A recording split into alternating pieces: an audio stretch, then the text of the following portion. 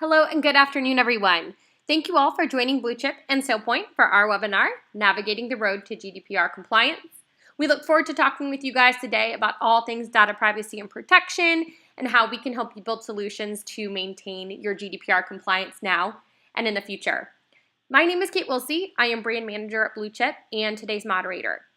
If at any point throughout the call you guys have questions, please feel free to add them in the chat window and we will make sure to answer them as soon as we see them. Or if you'd prefer, feel free to hold your questions until the end. We will host some open Q&A. For now, I'll go ahead and turn it over to our presenters, David Bullis from SailPoint and Chris Reinhold from BlueChip. David, take it away. So Chris and I are here to talk to you today primarily about GDPR. We're going to talk about how the combined solutions of what SailPoint offers and what Microsoft offers on the governance and controls can help you address specific areas of GDPR, and we'll be calling those out as well. We're going to do some quick introductions of the companies we represent here. First of all, SailPoint. This is the company I work for. We are an identity and access management specialist company. Many of you who have done some work in the IAM space probably know us. We have a very geographically diverse company with employees in 20 countries. We've got a number of partners, and we work with partners like BlueChip to address and confront governance issues. And this is a real strong candidate when you're looking at governance, GDPR. In 2007, we pioneered the idea of identity governance. This was governing, but when you're governing, knowing about the people who you are governing. Attaching to that idea of an account, this idea of the person. Who are they? What do they do in the business? And using that whenever you're making a security decision. In 2010, we introduced provisioning. This is reflecting what we want to have happen back into security, actually directly connecting to applications and endpoints and making the right security changes. In 2013, we introduced this idea of cloud-based identity governance, taking our governance solution and then building from scratch a true SaaS security governance platform. Finally, in 2015, we extended identity and access management to manage unstructured data, which is a lot of where I've spent my time. My background is in Active Directory, file governance, and identity management, and I've been doing this for about 20 years now. Chris, maybe you want to introduce BlueChip and then yourself. Yes. We've been at BlueChip, been around since 2004. We started out at the Microsoft platform. We continue to be a very strong Microsoft partner, focusing on pretty much the complete Microsoft stack of technologies. We have about 135 clients. We've been named MCS partner for 3 years in a row. And we do have 7 cities within the United States that we are primarily focused in. We actually have employees on the ground. But with that being said, we do work around the world in a number of different countries supporting the Microsoft technologies. Over the last year, we've picked up SailPoint as a technology that we're working with to support our clients' needs. We see that there's a lot of need for identity governance, deeper integration with other systems within the client's environments. So we've brought on SailPoint as a product we work with. Next slide.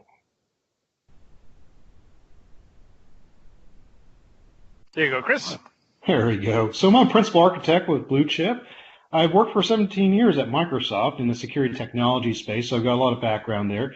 Been with BlueChip for about 5 years. And at BlueChip, I focus primarily on the EMS suite. So all the technologies within that suite, I, as a team, kind of run the focus area, guiding our team along the area, identifying opportunities, and working with our clients to deploy those technologies. And we also really focused in identity management. So I've been doing that for a number of years, both with Active Directory, with Microsoft Identity Manager, and now with SailPoint. Take it away, David. Well, thanks, Chris. So the way this is going to work today, folks, I'm going to talk for a little bit about the SailPoint solution and sort of paint the picture of how we work within GDPR. Then I'm going to turn over to Chris, and he's going to talk about how Microsoft fills in and extends what we're doing with SailPoint solution. So GDPR. This is a set of compliance regulations and 2 very important facts. 1, it comes into effect this month, May 25th. And 2, the fines that they're projecting. So they've got limits on how much the fines can be.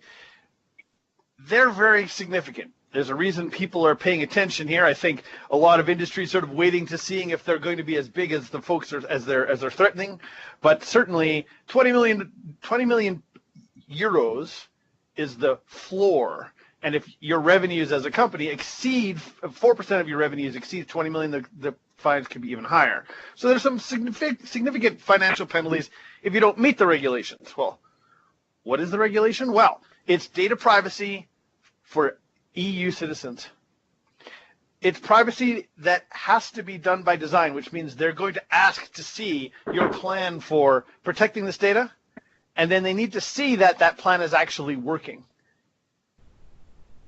It's going to be, this regulation is going to hold accountable the people who protect information throughout your organization, from the data protection officers, data controllers. They've actually introduced some new terms that security folks are starting to adopt to map what GDPR is doing to our daily security policy. So, what kind of data are we talking about? We're talking about people's names, their addresses, health information, incomes.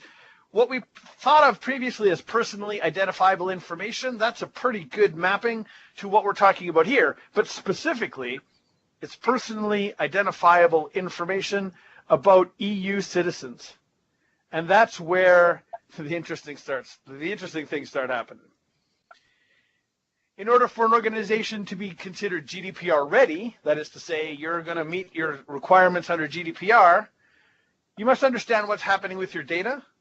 You must know where it's stored, how it's stored, and that the appropriate people have access to it. In addition, your business processes need to change. You have to include this idea of consent to collect personal data. Now, a lot of companies are doing that now, but now that these regulations are enforcing this idea that you must consent. I have to consent in order for you to store my stuff. When people consent to data, you have to ensure you know what that data is being used for. You have to have active management and active reporting on this compliance. And one of the more interesting ones that's going to change the way we do business here in North America a little bit, mandatory breach notification. We're going to come back to that in a second. But that's a very important thing about GDPR. We have to know if we have been breached, in addition to having to know where the data is. And one of the other things about the data, and this is another thing that we all now have to take into consideration, an EU citizen can request that you delete all of their personal data, and you must comply with that request or face fines under GDPR. So there's some real new stuff here. Not new in the sense that we've never heard of it before, but new in the sense that we're now under regulations that enforce these behaviors. Perhaps the most interesting thing about GDPR is, unlike POPI and MAS, which have effects within specific regions, the EU has turned this regulation around. And what they're saying here is, if the person whose data you're storing is an EU citizen, then you fall under GDPR. We don't care where in the world you are. So, thinking about that, if you have employees in the EU, even if they're living in the US, if you have customers in the EU, if you have contractors you're working with in the EU, all of that data falls under GDPR. The rules control or dictate how you can monitor the behavior of users in the EU. If your data is stored in the cloud and it's not stored on European servers, that's something that needs to be taken into account as well. It has far-reaching impacts outside of Europe because of the way it's been structured and worded. And of course, the US and the EU have reciprocal treaties saying, hey, if you've got compliance, we can help you track those folks down. So this is going to reach out and touch us here over in North America for sure.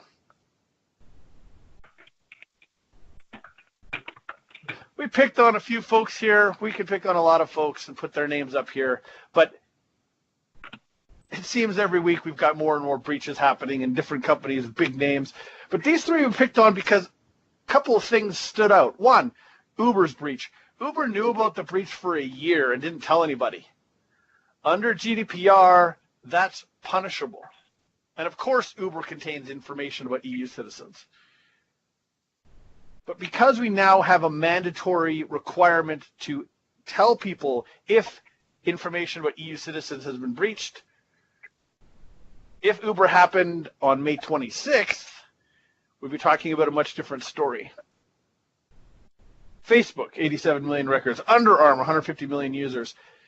Not only would they be required to come and tell us about the breach as soon as they know about it, or there's a reasonability clause in there, but the cost, 4% of their annual revenue or 20 million euros, whichever is higher. 20 million euros isn't the ceiling. 20 million euros is the floor. For companies like Facebook, whose revenue is in the billions, the potential fines here are quite significant. And that's one of the reasons why people are taking steps to make things better. So the solution we're going to talk about here today is combining together the best technologies for identity governance with the best technologies in the Microsoft stack. We're going to look briefly at Security IQ, which gives you identity governance for files, coverage of NetApps, EMCs, Google Drives, and a lot more places you're going to store files, and in particular, the ability to attach data ownership to data and provide identity governance for your Microsoft systems. Then, of course, the Microsoft stack is going to wrap around that, provide you detailed insight into all of the Microsoft solutions that you're using. And then we combine that with an overall governance framework that we at SailPoint, that Identity IQ, some folks who know SailPoint may know that, or Identity Now, our SaaS-based solution. So whether you're on-premise or in the cloud, covering your unstructured data, your files on non-Microsoft platforms or in Microsoft platforms, we've got a solution now that's going to combine all of that together and give you proper governance, which means the ability to control and be compliant for GDPR. So let's break down GDPR just a little bit. One of the things that we are going to help you with in GDPR, and GDPR, of course, is a very broad set of compliance regulations, and no one product is going to solve all the problems. We're focusing in today on the GDPR requirements that we can address with a governance platform. One, collection of personal information. We're going to be able to tell you where that information is. And this combines together a couple of key technologies. One, the ability to classify data. That is to say, I can look inside a file and tell you if it contains personally identifiable information. Second, identity. If the personally identifiable information is about someone who's a Texan, I mean, that's important, but that doesn't affect GDPR. On the other hand, if that person lives in Paris, France, now we have a file that matters for GDPR, and we need to track that. So it's combining classification and identity and wrapping policies around that so you now know where your personal information is, and you've got that right to collect and that right to forget as well. The second set of GDPR requirements are around implementing appropriate access controls. Article 25 of GDPR, to paraphrase it, says you've got to ensure that the right people have the right access to their personal data and to the personal data of EU citizens.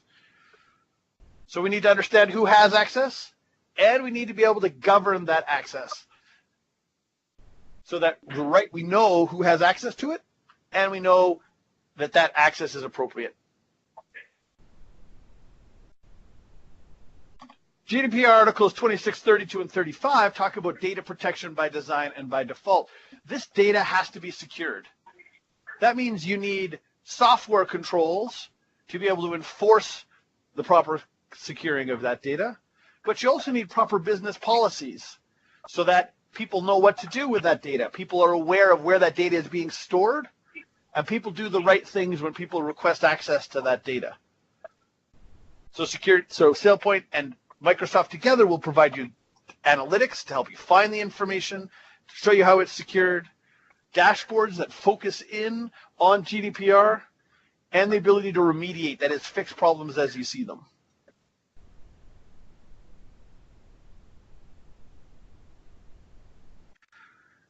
Fourth, There is a requirement in GDPR that you monitor this access continuously. That is to say, if someone touches the data, you need to know about it. You need to know if that's appropriate, and to a certain extent, you need to be able to respond to that. So you need alerts, you need real-time monitoring, and you're going to need regular reports to say, here are the people who are accessing my EU data. These ones are appropriate, and these couple here are not, and this is the steps we've taken to remediate it. And you need to be able to show that to an auditor who's going to come through and ask you about these types of questions.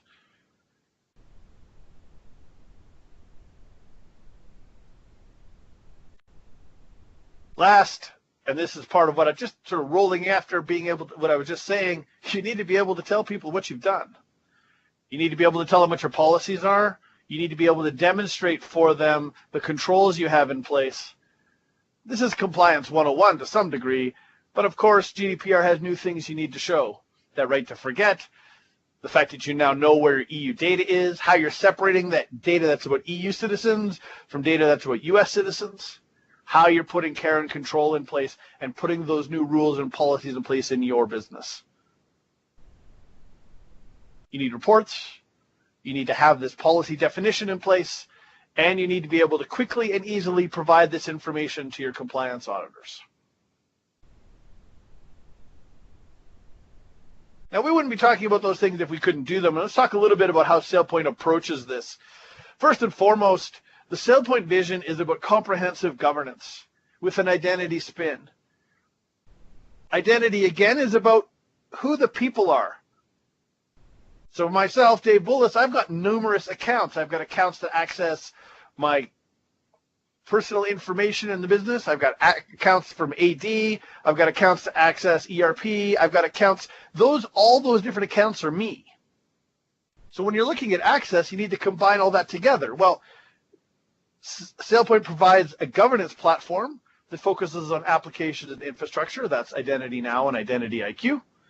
And we've now extended that to include file systems, collaboration systems like SharePoint, file servers, whether that's got a NetApp backend or an EMC backend or even a Windows file system backend, cloud storage like Google Drive.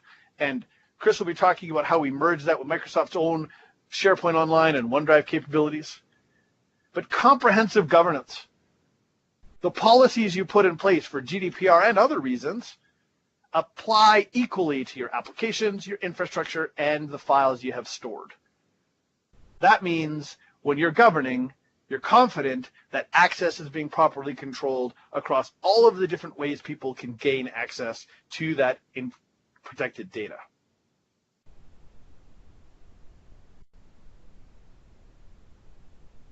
Identifying and classifying sensitive data is one of the key things that SailPoint provides. The ability to discover where your files are and then look inside them to understand what the contents look like.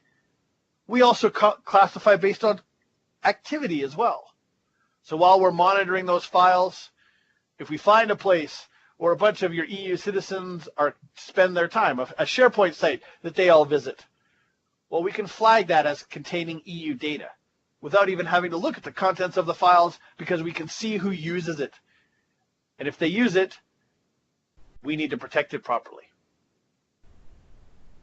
Once we've seen where that data is, of course, mapping permissions to that so that we understand who has access to that data is key, and monitoring activity to see who's touching that data. It looks kind of something like this. You can see here we're picking on one of our predefined sets of rules for GDPR, focusing in on not just phone numbers in general, but EU-specific phone numbers, focusing on license plates that come from the EU. You get the idea. Being able to find personally identifiable information for your EU citizens. Once we can identify where that data is, we're going to establish data ownership. This is very important to any business, but when we're talking about GDPR, we need to make sure we know who's responsible for that EU data. They're going to be part of the policy that we're going to demonstrate to our compliance auditors. They're also going to help us ensure that the right people have the right access. Because while us in the IT group and the security group, we're really good about securing stuff when we know what we need to secure. We're not so great at knowing who's supposed to have access because that's a business function. So you need to bring those two together. We're going to do that by figuring out with you who's responsible for that data using our proprietary and patented solution for finding data owners. We look and see who's using the data and, in effect, ask them via survey who they think is in charge of that data. This drives home that knowledge which is stored in everybody's heads in the business of who's in charge, but brings that together and then allows you to tie the person in the business responsible for the data to the data itself and the policies and procedures you need to take to support and to control that data.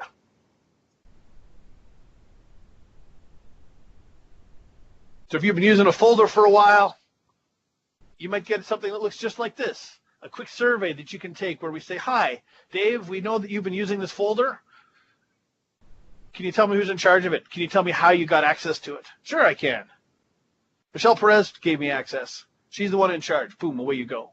Mapping that business knowledge back in and giving the IT group the ability now to know who's in charge of that information.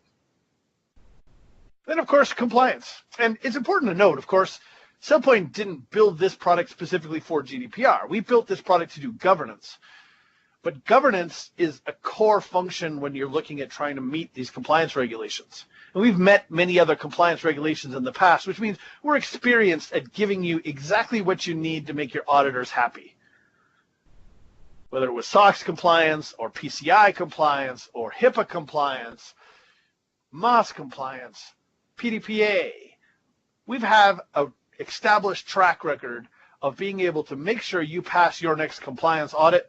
We can now extend that to GDPR as well. And it works you through that standard policy framework, being able to identify where your sensitive data is, build processes in place, and reflect your paper policy into actual software controls to enforce them, and then automate the GDPR reporting and even provide you a compliance console where you can go to get the results and provide those to your compliance officers.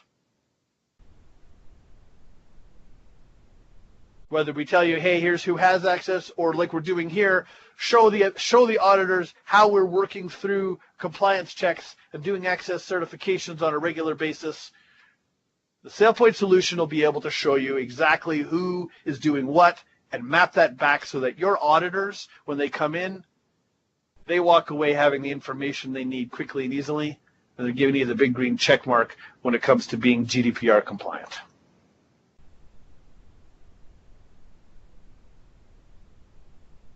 For us, it's all about comprehensive identity governance.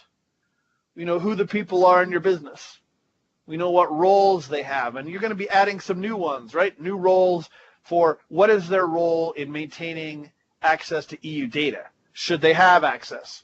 What kind of access should they have? These new roles combined together with what we already know about these people, and then working them through a comprehensive governance framework with access requests and access certifications, provisioning workflows, access policies in real time to control and monitor who's touching that data, data classification, activity monitoring. We're combining together applications and systems with the data stored in files to give you visibility into where your risk is, the ability to remediate that risk, and it all points around GDPR and your EU citizens' data, making sure that the right people have the right access to that data at all times.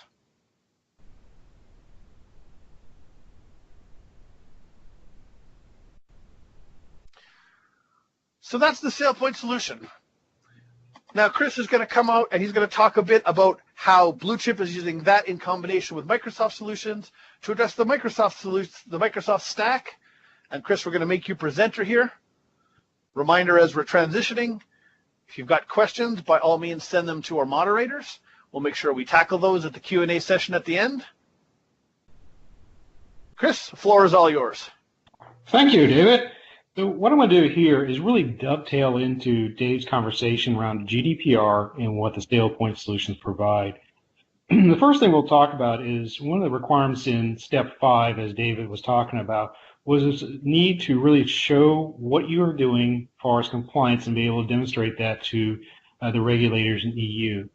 Microsoft provides a tool called Microsoft Compliance Manager that's available to anybody that has an Azure Active Directory subscription. And I guess you're seeing something here you shouldn't be seeing. Let me get this off the window here. That should clear the slide up for you. And this is a tool that Microsoft's provided to really help you track not only GDPR, but other technologies.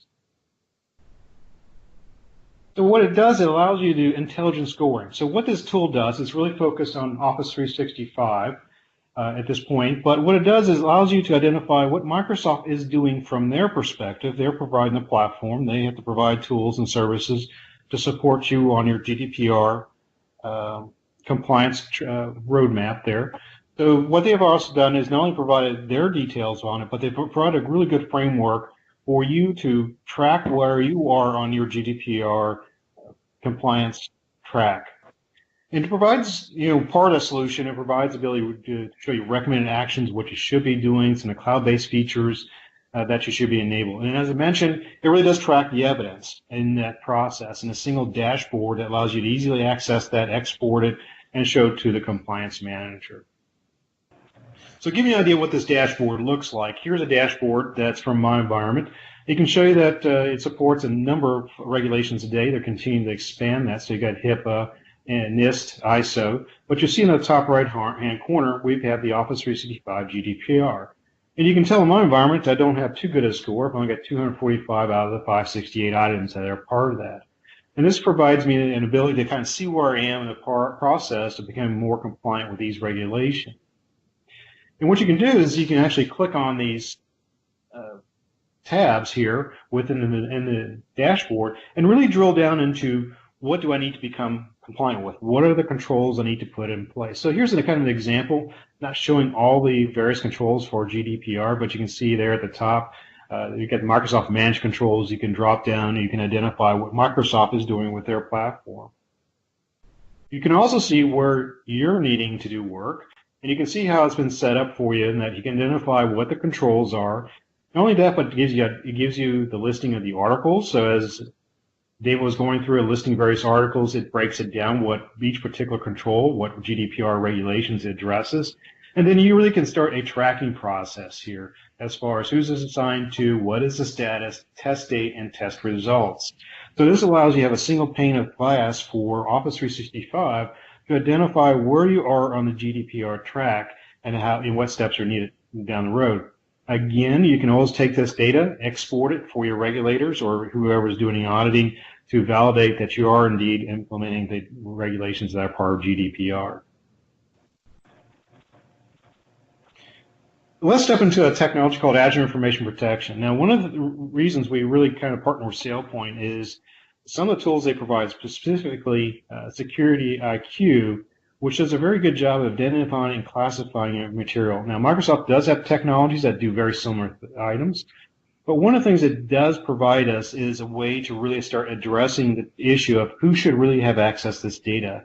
A lot of organizations, data is stored on SharePoint servers, file servers. It's not really clear who should really have access to that data. That may not have been stored very well. You might have gone through, organization might have gone through acquisitions or reorganization, and no one's ever gone through that data and really investigated who should have accessed that content and what type of access they should have.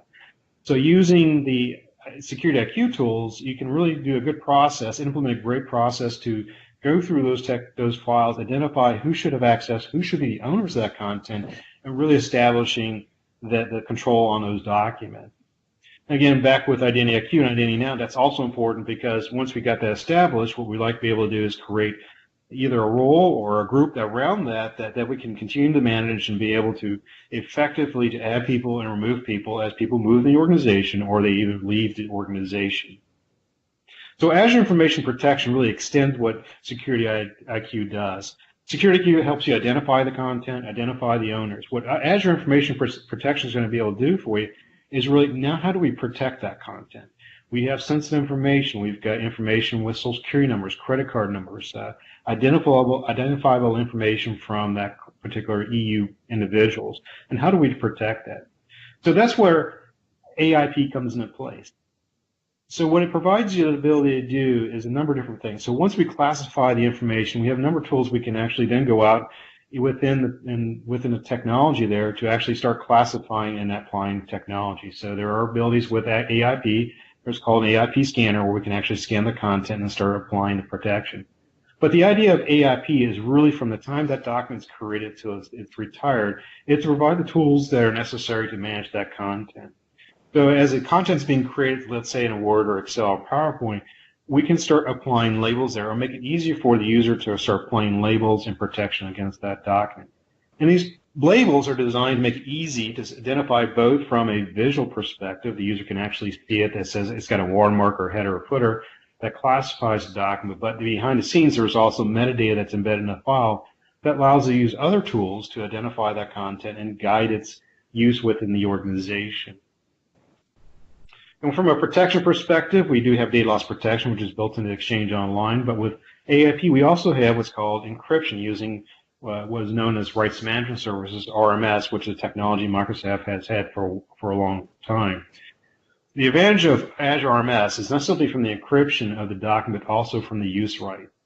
So with AIP, we can designate these people have access to this document, and not only can we tell them which access they have, but we also can tell them what type of capabilities they have the document. Do they have the opportunity to print the document, to extract content out of that document? Do they have the ability to edit the content, or do they simply have the ability to view the content? So that's what AIP does. And one thing to consider with AIP is the fact that that content is never decrypted on a hard drive. So once I read the content into a Word or Excel, that content always remains encrypted on that document. And this protection stays with the document. So the use rights in that document are stored with that content. So no matter where I take that content, whether it's on a USB drive, a file share in a cloud, or other sources, it always maintains that encryption. And we do have control over the data. So if I want to revoke permissions on that content, change the controls over that content, I can always do that with AIP. So it provides you that framework as we start looking at personal information or information that's sensitive to the organization to really start protecting that information. And as I mentioned and kind of talking on the previous slide, it does protect your data throughout its life cycle. And through using the technologies within the Azure environment, through the Office 365 environment, we talked about initially identifying, classifying, tagging content, which is important. But as we share it and start tracking usage, that's where it becomes important. And as Identity IQ can do, it can actually track access to that document. So within, for instance, tools such as, or services such as OneDrive or SharePoint, we can easily gain access to the information that will tell us, has this person downloaded this document? When did they download the document? And what did they do to the document? We can also identify unusual activity. Did this person just try to download 30 documents out of this particular file share over a very short period of time? Is that something that we should be concerned about? So that is what we can do with the AIP, and also at the end of the day, we can revoke access. So if we've got an individual that leaves the organization, I want to make sure they no longer have access to that content. I can revoke access through RMS or through Azure Information Protection on that content. Along a similar path, we're not talking this in detail, but you do have DLP capabilities in Exchange, SharePoint, and OneDrive, which has very similar capabilities in that we can look at the content, we can use the labeling, the tagging that's available, we can look at the content itself and identify, and Microsoft's done a very good job of identifying common regulations that you can scan your data for, and be able to very quickly take actions on the data, notify administrators, and even to a certain extent apply AIP to that content. The idea is to make it private if necessary, or even quarantine the data so that further investigation can take place on that content. So Microsoft, once we understand where that data exists, who should have access to it, the Microsoft platform really, we can take that information and really extend and build a very complete solution around managing content with the environment, especially content that has sensitive information. Classification is one of those things we often talk to clients about. It's actually one of the first conversations we have with our clients. How do you classify your material? And I would say before any AIP or Azure Information Protection project, that's one of the things we need to figure out right away is how do you classify your content? Do you have good guidance around it? Do you have regulations or policies around it? So we understand that. What we want to be able to do is take those rules and policy and guidance and create a labeling and classification taxonomy that meets those requirements. So it's easy for your users to understand that you have content that meets certain requirements. We might want to make sure the user understands those. So in this example out of the box, Microsoft has secret, confidential, internal, not restricted. You may have classifications that might be low, medium business, high business impact. It could be other ways you classify content. But we want to make sure that we understand what those classifications are, and we leverage those classifications with an AIP so it really extends what you already have from a document management process into the Office 365 and Azure environment. Again, one of the things we can do is once we understand that, we can actually build out rules in the system to automatically apply those labels within the system.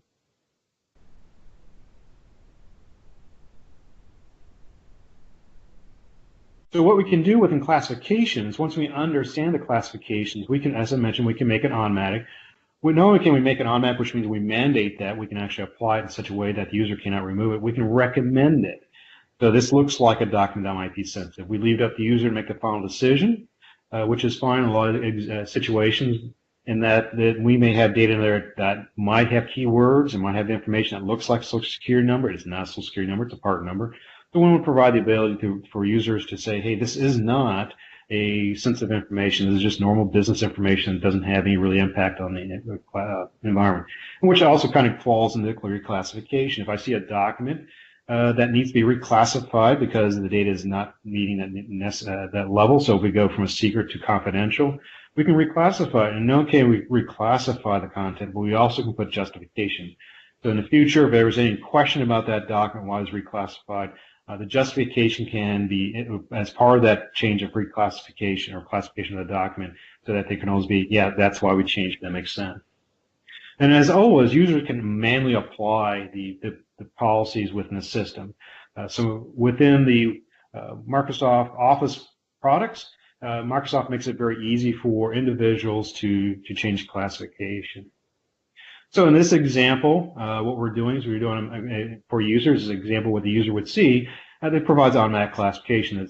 For this document, there's rules in the background that's set up, so this document needs to be set as internal.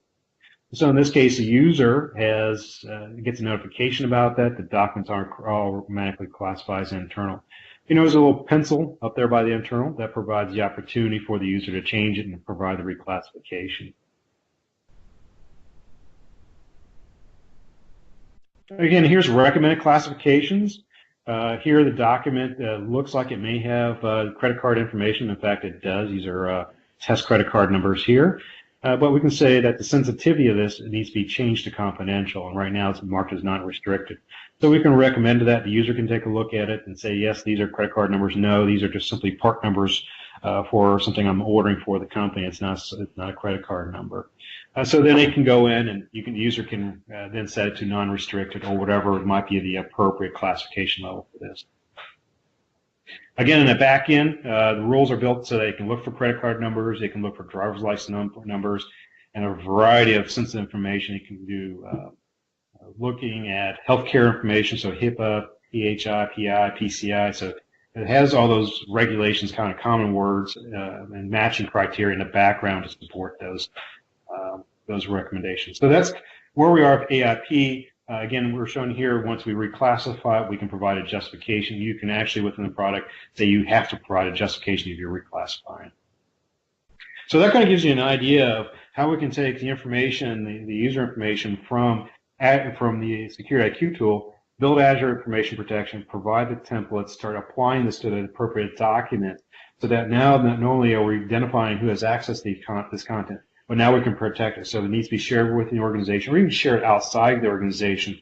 You as an organization don't lose control of that document. The next step I'm going to talk about is what's called Microsoft Cloud App Security. Now, within Identity IQ and Security IQ tools, you can extend out to third-party services. And Microsoft is also starting to expand out to third-party services and really looking at, from a cloud app security, how can we manage traffic that's going to those particular sites? So we need to use Box, we need to use other services such as Salesforce to store content and be able to retrieve content. what we don't want to do is lose control of that content as it's placed in those services. And there might be times when we need to apply the appropriate permissions and protection to this document. So that's where Microsoft Cloud App Security, you'll hear me call it MCAS, comes into play. And so what it does, it allows you to discover, again, this is data flowing out, through the services. MCAS also supports the Office 365 solutions such as Exchange and SharePoint, so it can actually act as a proxy there. And so what it allows you to do is gain visibility of what type of content is being placed in the services. It can also help you identify what's called shadow IT. So if you got users in the organization, which does occur that they're using a particular service because that's what their partner they're working with, it wants them to use, that's dangerous because that's a service that's out of your control, out of your view. You have really no visibility in that content. So MCAS provides a capability to discover those services within your environment, discover who's using them so they can do better investigation of what's going on there. Maybe you have to make that a sanctioned app based on the needs that are available there. And then once you have those services discovered and configured in your environment, then you can really provide a really good framework for data control. So I can provide the ability to say if I label content within my environment or classify content as sensitive, it doesn't go to Box, it doesn't go to Salesforce, it stays on premises only. Using those labeling and the capability within Azure Information Protection to label content, I can then determine what I want placed in those services, or even if it's placed in some of those services, I can identify that document, that content is sensitive in nature and apply the appropriate Azure Information Protection around it. And it's kind of finally, because it is monitoring the traffic of those services and even, like I said, Office 365, we can identify unusual or risky behavior in those scenarios. So it may be that this user is downloading 100 documents all of a sudden from this one server or one location. It might be suspicious in that either he's doing something malicious or maybe his workstation's been compromised, and it's a clue to that there is something unusual going on that we need to take further investigation. Again, MCAS will raise those type of events up to you. We'll provide the eventing for you. It actually integrate with existing security and event management systems. So if you want to integrate with that, you can do that. But it provides that visibility of what's going on with the data within your environment and provides you feedback as to who is doing it, what content is there, and what's going on with it, so that you can take the appropriate action.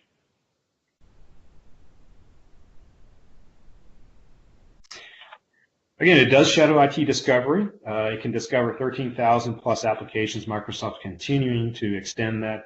It does not require agents on your workstations to support this. It looks at what's going on at your firewall of the organization to be able to identify that. It does have risk scoring, so it can look at what's going on with the application, with the data that's going on there, and apply risk scoring. You can base certain policies based on risk scoring. Certain content, you may want to raise the risk and have certain actions take place. So you can always identify the content from a risk perspective and determine what you want to do that from a regulatory perspective. Again, there's always ongoing analytics. The Microsoft solution provides a very in-depth dashboard to really drill into what's going on, and Microsoft's doing a lot of work integrating a number of components together within their environment, so you can easily say, okay, this person's downloading this content, that's unusual. Let's check their workstation on, or they have, are we seeing unusual activity on their workstation, and then wrap that back in as to how, what does their authentication look like. So Microsoft's doing a lot of work to pull all this data and information that's within the Office 365 Azure environment into a single dashboard that really provides you deep insight to understand what's going on in your environment. Typically today, you'll get a notification, hey, someone's got a virus or someone's got unusual authentication activity. That's only part of the problem, or may not be the source of the problem. What Microsoft's really trying to do is bring all this information together so you can really drill down and say, what is the real issue I'm seeing here? What am I trying to drive to and identify and stop it ultimately within my environment? It provides data control. Again, you define policies. There's a number of policies already built out of the box that are ready to go. So just by implementing implementing MCAS, you get those policies implemented. You can always change them, do a finer grain, kind of tune them for your environment, or add your own rules into the environment. It allows data sharing. It does it in a way that allows you to determine what goes to those particular locations. It can look at those locations such as OneDrive or Dropbox and apply IP protection of that document, whether it's labeling or even encrypting a document, and work with those services to provide that. Ultimately what it gets down to, especially with GDPR, we're going to be able to enforce your policies. Where do you want that data to exist? Where do you want what type of protection you want to provide around that. Because at the end of the day, with GDPR, you need to understand where that data is flowing so that you can gain control of that, or if you need to remove that data from that for a particular person, you have the ability to go and quickly identify. You don't have to worry about that data existing and just sprawled across your environment. You can control where that data goes. Threat prevention, I kind of talked about this. It does behavioral analysis on the traffic. So it's looking at the traffic that's going through there, identifying unusual activity. So it does look at user activity, kind of profiles the users, and it provides the ability from that profile information to identify unusual user activity. So a user is compromised. Maybe it's a phishing attempt, their workstation's been compromised. Now that attacker is trying to gain access to certain information. A lot of times users have a certain profile within the environment. They're accessing certain information all the time.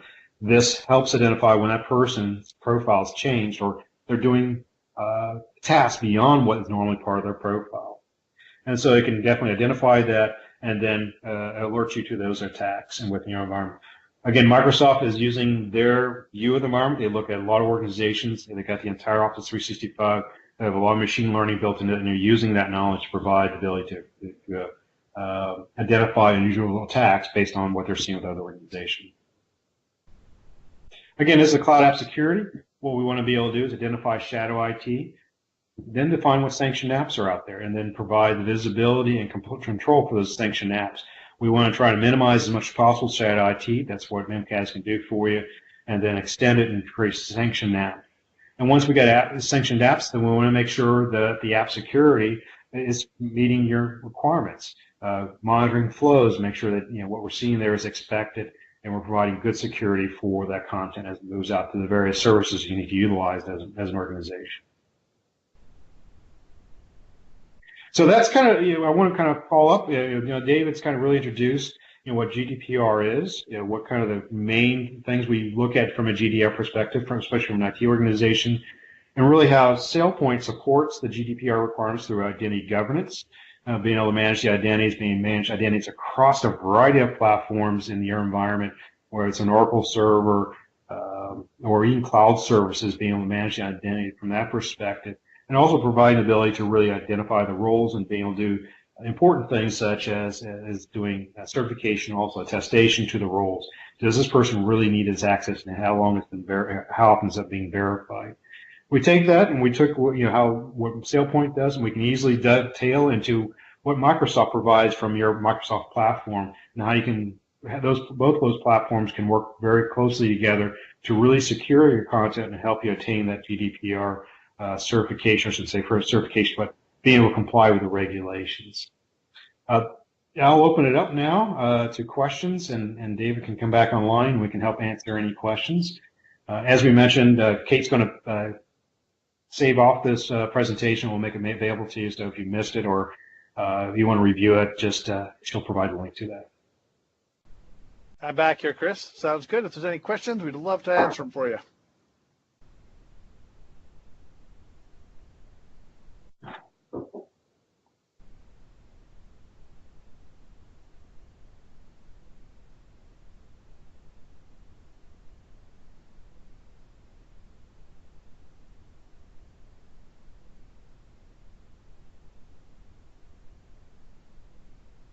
Well, Kate, doesn't sound like we got any questions. Hopefully we answered a lot of questions along the way and gave our clients information that they can use.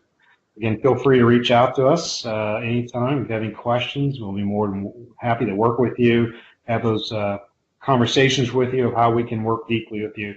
We're doing a number of these projects with clients already today.